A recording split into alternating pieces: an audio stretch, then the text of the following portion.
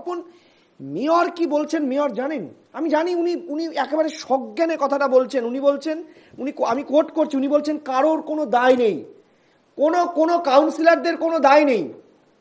সত্যি দায় নেই। একটা এলাকায় যদি একটা অবৈধ বাড়ি ওঠে, আমি আমি আমি মানছি যে কাউন্সিলরের দায় নয় কোথায় অবৈধ বাড়ি উঠছে সেটার কাগজপত্র গিয়ে চেক করা, কিন্তু আমি বলছি পুরসভার তো দায় রয়েছে। পুরসভার বিল্ডিং যারা প্ল্যানার, যারা পুরসভায় পারমিশন দিচ্ছেন, তাদের তো দায় রয়েছে।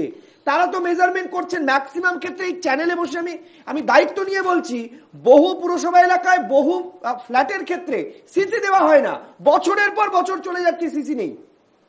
না, একদমই তাই। এবং ফিরহাদ হাকিম সেটাও বলেছেন যে যদি কোথাও এরকম ঘটনা ঘটে থাকে সেখানে তাহলে বুঝতে হবে কোথাও না কোথাও প্রশাসনিক গাফিলতি রয়েছে।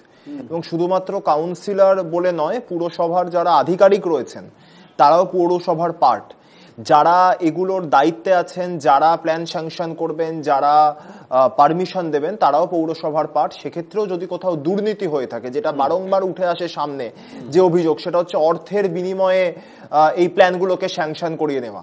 তো মাননীয় মুখ্যমন্ত্রী বারংবার বলেন প্রশাসনিক বৈঠক থেকে, এবং যখন তিনি কড়া ভাষায় নির্দেশ দেন, তারপরে আমরা দেখি পৌরসভাগুলির পক্ষ থেকে বা ক্যালকাটা কর্পোরেশনের পক্ষ থেকে সাডেন ভিজিট করা হয়, সারপ্রাইজ ভিজিট করা হয়, সেগুলোকে রেকি করা হয়, দেখা হয় যে কোথাও এরকম নির্মাণ হয়েছে কিনা। কিন্তু আবার একই সাথে আমরা সমান্তরালভাবে এই ধরনের ঘটনাও দেখতে পাচ্ছি যেগুলো অত্যন্ত অনভিপ্রেত। আমি একটা ঘটনা বলি যেটা দিয়ে সূত্রপাত, এই বাঘাযতীনে যে ঘটনাটি ঘটেছিল কলকাতা কর্পোরেশনের 99 নম্বর ওয়ার্ডে। ওই বাড়িটা তৈরি হয়েছিল পুকুর ভরাট করে, যখন পুর বোর্ডের মেয়র হচ্ছেন বিকাশ রঞ্জন ভট্টাচার্য, সিপিআইএম এর। এবং তারপরে বাড়িটা যে ভেঙে পড়েছে এর কারণ হচ্ছে পৌরসভার কোন রকম পারমিশন ছাড়া ল্যান্ডলর্ড এবং প্রমোটার তারা হাইড্রোলিকের মাধ্যমে বাড়িটাকে, ওই হেলে পড়া বাড়িটাকে সোজা করতে গিয়েছিল। এবং কলকাতার মতো একটা নরম মাটির এলাকায় এইভাবে কোনো হেলে পড়া বাড়িকে সোজা করা সম্ভব নয়। ফলে এর দায় যে, এবং আমি অত্যন্ত দায়িত্ব নিয়ে এটাও বলে যাচ্ছি যে 99 নম্বর ওয়ার্ডে বর্তমানে আমাদের যিনি পৌর প্রতিনিধি রয়েছেন তৃণমূল কংগ্রেসের বোর্ডের, তার আমলে বা তৃণমূল কংগ্রেসের বোর্ড যবে থেকে হয়েছে ওই ওয়ার্ডটাতে অ্যাটলিস্ট কোনো বেআইনি নির্মাণ হয়নি, এটাও আমি দায়িত্ব সহকারে বলে যাচ্ছি। একই সাথে আমি যেমনটা বললাম, আমি আপনাদেরই প্রতিবেদন দেখছিলাম যে বাড়ির মালিক স্বীকার করছেন ব্যর্থহীন ভাষায় আমি পৌরসভার পারমিশন ছাড়া করেছি। এবং সেই বাড়ির মালিককে আমার মনে হয় দ্রুত গ্রেপ্তার করে তার থেকে এটা জানা উচিত যে পুরসভার কোন কোন আধিকারিক বা কোনো জনপ্রতিনিধি, তারা যে স্তরেরই হন, দলমত নির্বিশেষে তাদের বিরুদ্ধে ব্যবস্থা গ্রহণ করে। অর্পণ, আমার এখানে একটা কথা আছে, উনি নিশ্চয়ই একটাই ফ্ল্যাট বানাননি, উনি এরপরেও আরো কাজ করেছেন। উনি প্রমোটার, তিনি একটা ফ্ল্যাট করে বাড়িতে বসে যাননি, তিনি আরো কাজ করছেন। তারপরে কারো কোনো দায় নেই যে ওই ফ্ল্যাটটা যদি অবৈধ হয়ে থাকে সেটা পুরসভার কাছে ন্যূনতম তথ্য থাকা। পুরসভা কি একটা নিয়মিত রুটিন চেক আপ করতে পারে না যে এই শহরে যতগুলো আমার কাউন্সিলর এলাকায়, আমি একজন কাউন্সিলর, আমার এলাকায় কতগুলো ফ্ল্যাট আইনি আর কতগুলো বেআইনি, এইটুকু তথ্য যাচাইও যদি পুরো প্রতিনিধিরা করতেন তাহলেও তো অনেক তথ্য সামনে আসে। না, একদমই আমি সহমত পোষণ করছি। বিষয়টা হচ্ছে, আমি যতদূর জানি, চন্দ্রচূড় বাবু আরো ভালো বলতে পারবেন, কলকাতা কর্পোরেশন অ্যাটলিস্ট আমি এইটুকু জানি যে এখন এই পারমিশনগুলো করা, প্ল্যান স্যাংশন করানো, এগুলো সব বেশিরভাগই বা হয়তো সবটাই অনলাইন পদ্ধতিতে হয়।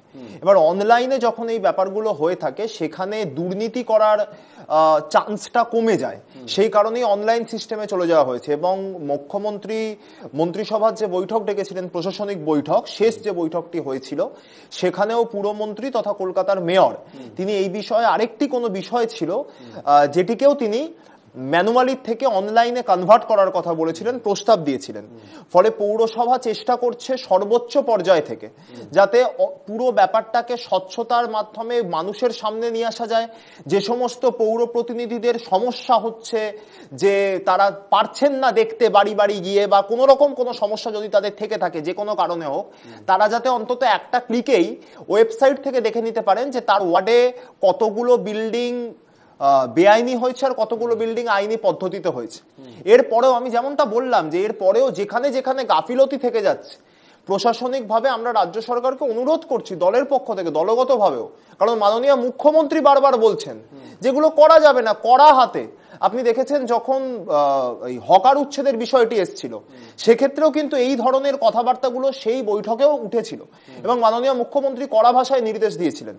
ফলে সরকারের প্রধান হিসাবে তিনি যখন নির্দেশ দিচ্ছেন, যাদের এত স্পর্ধা যে যারা তার নির্দেশকে বুড়ো আঙুল দেখিয়ে বেআইনি কাজ করে যাচ্ছে, তাদেরকে দ্রুত আইডেন্টিফাই করা হোক এবং দলমত নির্বিশেষে দৃষ্টান্তমূলক ব্যবস্থা গ্রহণ করা হোক। কারণ এই বাড়ি হেলে যাওয়া বা ভেঙে পড়ার সাথে কিন্তু সেই বাড়িতে যারা বসবাস করছেন, সেই ল্যান্ডলর্ড বা প্রমোটার যারাই বসবাস করুন না কেন, তারা আইনিভাবে করুন বা বেআইনিভাবে করুন, তাদের পরিবার তো আইনি বা বেআইনিভাবে কিছু করেনি, তারা করেছেন, দোষটা তাদের। রত্নাকর দোষী ছিল, তার পরিবার দোষী ছিল না।